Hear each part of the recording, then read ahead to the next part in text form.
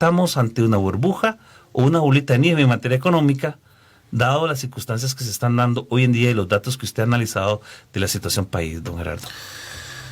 Bueno, efectivamente, está demostrado en la ciencia económica que los agentes económicos, llámese familias, empresas, se comportan racionalmente, y que un elemento que incide positiva o negativamente es la confianza, la certidumbre hacia adelante. Hablando ya con números, la Universidad de Costa Rica genera, creo que es bimensualmente, la encuesta de confianza del consumidor. Y el último dato que tenemos de memoria es el de agosto, alcanzando un 28% de los consumidores que estima que su futuro cercano va a ser mejor. Es el dato más bajo desde que existe esta encuesta, que son ya casi prácticamente 15 años. Wow.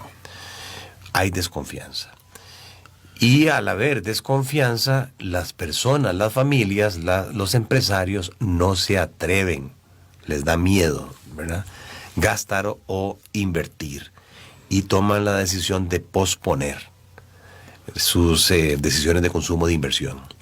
Y eso hace en consecuencia que los presupuestos de ventas de las empresas no se cumplan, se quedan cortos. Y al quedarse cortos, normalmente las compañías anticipadamente se inventarean y se dan cuenta de que no lograron vender el inventario. Y al no vender el inventario y tener producto ahí esperando, entonces ya necesitan producir menos.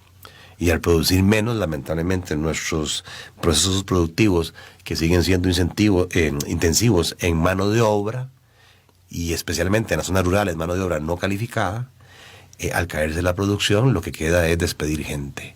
Y por eso estamos viendo tasas de desempleo del 11.4%, que es la última encuesta del INEC del tercer trimestre de este año 2019. Si le metemos las personas que se cansaron de buscar trabajo porque nunca lo encontraron, que es lo que se llama el porcentaje de personas desalentadas, el desempleo en Costa Rica llega ya al 13%.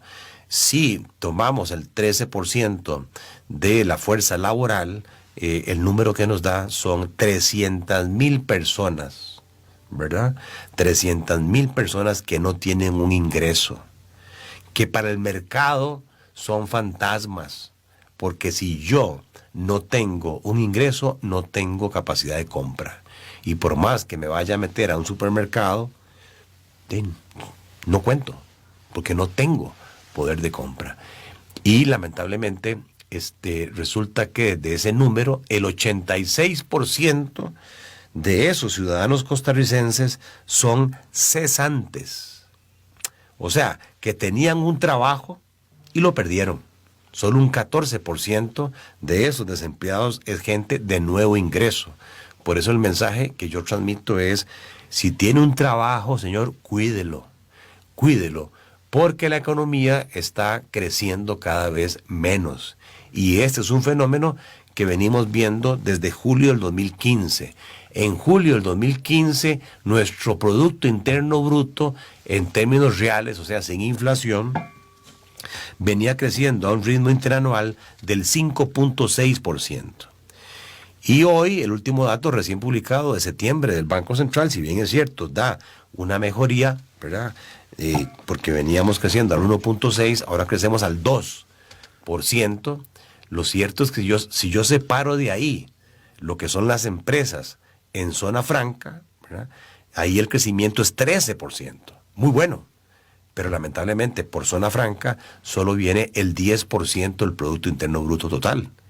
El 90% de la producción viene de compañías en el régimen definitivo, donde la tasa de crecimiento es apenas del 0.6%. Y si agarramos agricultura, la industria del régimen definitivo y el comercio están en recesión, porque sus números de crecimiento son negativos. Se dice que hay una recesión cuando por 2 trimestres consecutivos la tasa de crecimiento de la producción en esos sectores es negativa, o sea, se cae, se decrece. Y lamentablemente agricultura, comercio e industrias son los principales empleadores en el país.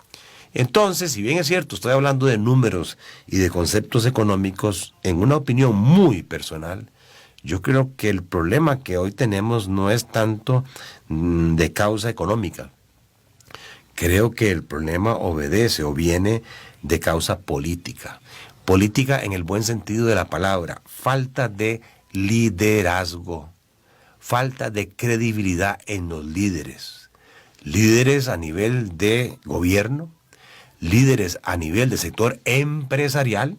Acabamos de ver, Claro. ¿verdad?, todo el pleito de gatos que hubo ahí en la UCAEP, que mucho se explica por egos y problemas internos que lamentablemente llegaron a dilucidarse, a limpiar los trapos sucios ante la opinión pública.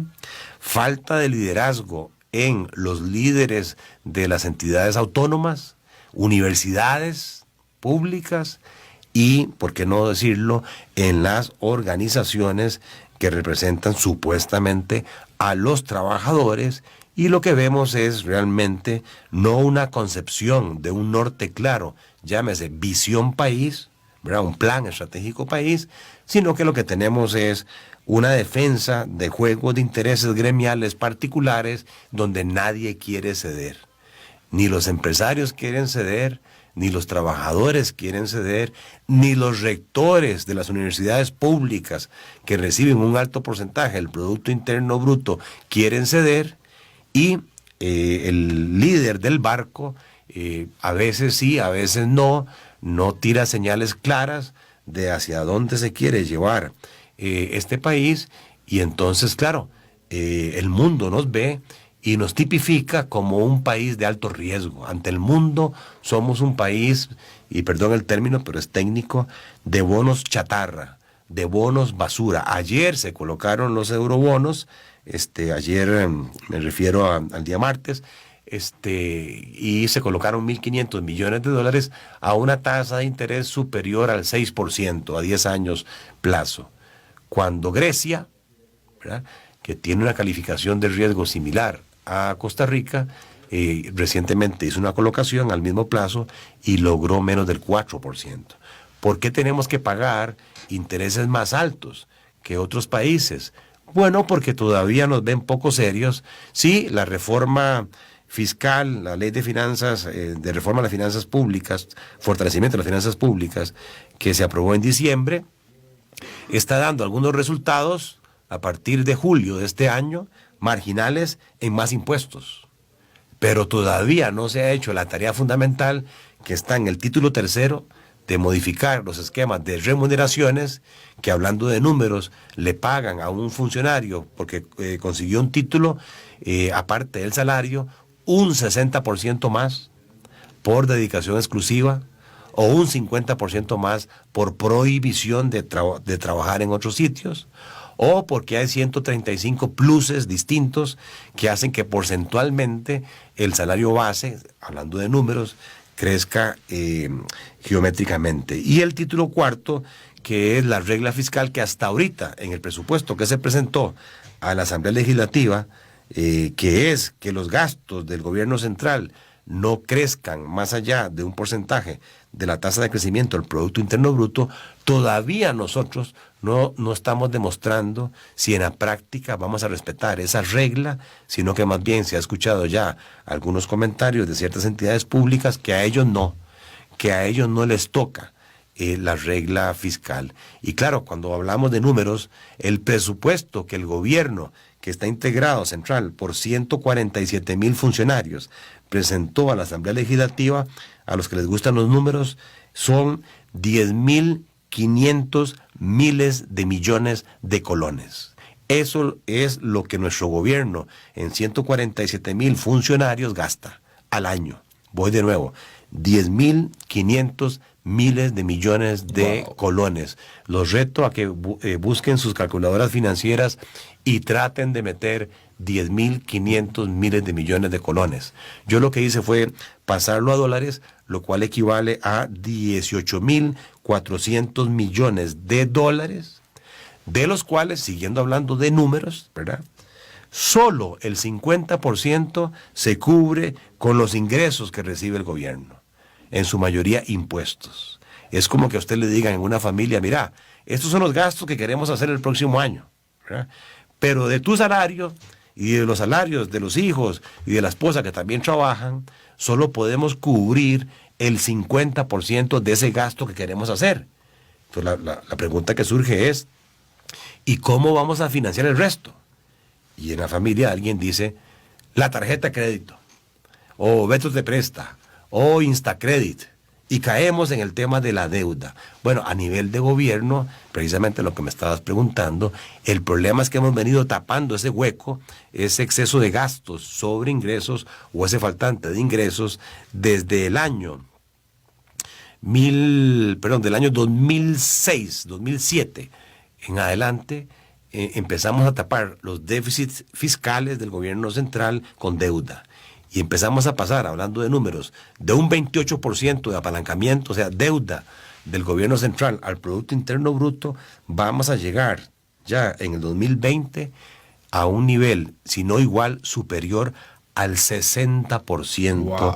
de la producción que debemos de este país. Por eso se dice que más o menos 35,000 millones de dólares, que es lo que debemos como país, entre 5 millones de ticos, para seguir hablando de números, dice que, como decía José María Sanguinetti, expresidente de Uruguay cuando vino acá, donde haya un costarricense, sea que sea, donde esté, hay democracia, hay libertad, hay paz, y después las redes sociales en memes le pusieron, hay un Hyundai, hay un color morado, y yo le agrego ahora que por cada costarricense hay $6,000 de deuda pública, aparte de las deudas que tenemos personales, cada uno de nosotros como país, cada tico debe $6,000 por persona, y eso es lo que levanta una alerta roja, tanto para poder ser mucho más eficientes,